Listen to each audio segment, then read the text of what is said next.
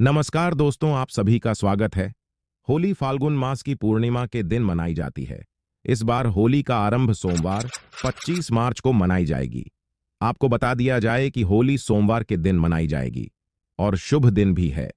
दोस्तों, अगर आपके जीवन से धन से संबंधित कोई भी परेशानी है तो आप होली की अग्नि में यह 3 चीज जरूर डालें। है फिर चाहे कितनी भी बड़ी समस्या हो, धन के मार्ग में कितनी भी रुकावट हो, समूल नष्ट हो जाती हैं। मान्यताओं के अनुसार होली के अग्नि में इतनी पवित्रता होती है और शक्ति होती है कि बड़े से बड़े पापों को नष्ट करने की क्षमता रखती है। इसलिए शास्त्रों में होलिका दहन को बहुत ही महत्वपूर्ण और सबके रूप में मनाया जाता है। शास्त्रों में कुछ ऐसी वस्तुओं के बारे में भी बताया गया है जो भूलकर भी होली की अग्नि में नहीं डालने चाहिए। लोगों को जानकारी न होने के कारण होली की अग्नि में इन चीजों को डाल देते हैं। मान्यताओं के अनुसार ऐसा करना बहुत ही अशुभ माना जाता है। प्राचीन काल से ही होली का त्योहार बुराई से अच्छाई की जीत पर मनाई जाती है।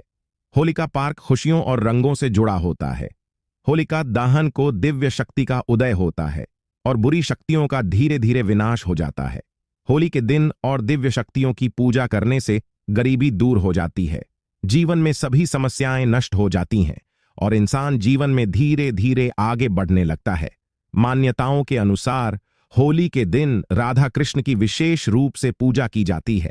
आप राधा कृष्ण की मूर्ति को मुख्य द्वार पर विराज सकते हैं और पूजा में गुलाबी रंग और पिचकारी का इस्तेमाल कर सकते हैं। ऐसा करने से पति पत्नी के संबंध में मिठास आती है और परिवार में सुख समृद्धि बनी रहती है। तो सबसे पहले जानते हैं कि होली की अग्नि में कौन सी चीज हमें भस्म करनी चाहिए और कौन सी चीज है डालना वर्जित बताया गया है।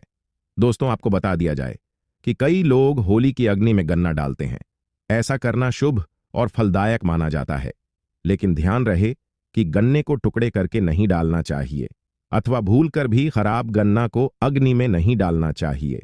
ऐसा करने से होलिका माता अत्यंत क्रोधित हो जाती है। अथवा टूटा हुआ गन्ना और खराब गन्ना पूजा में भी इस्तेमाल नहीं किया जाता है।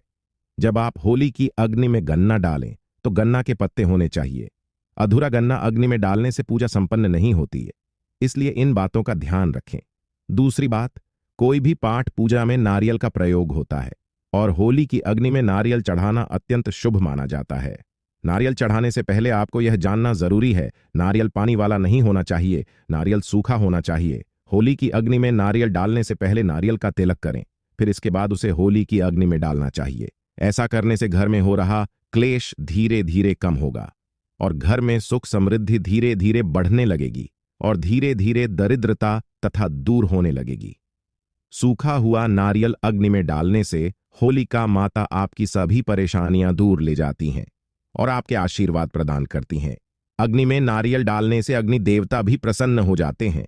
मान्यताओं के अनुसार होली माता को घर का भोग लगाना बहुत ही आवश्यक होता है। होली के दिन आप जो भी भोजन बनाएं उसे होली माता को जरूर अर्पित करें।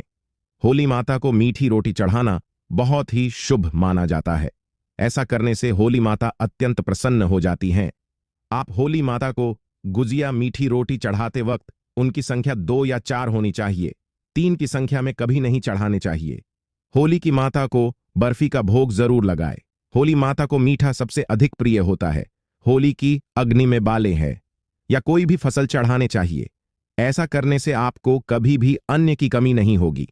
अगर कोई भी व्यक्ति इस तरीके से पूजा करता है, उसे व्यक्ति को कभी भी धन दौलत की कमी नहीं होती है और उसके घर में सुख समृद्धि बनी रहती है। इसलिए होली के दिन होली माता की पूजा इस तरीके से करें जो कि बहुत ही शुभ माना जाता है।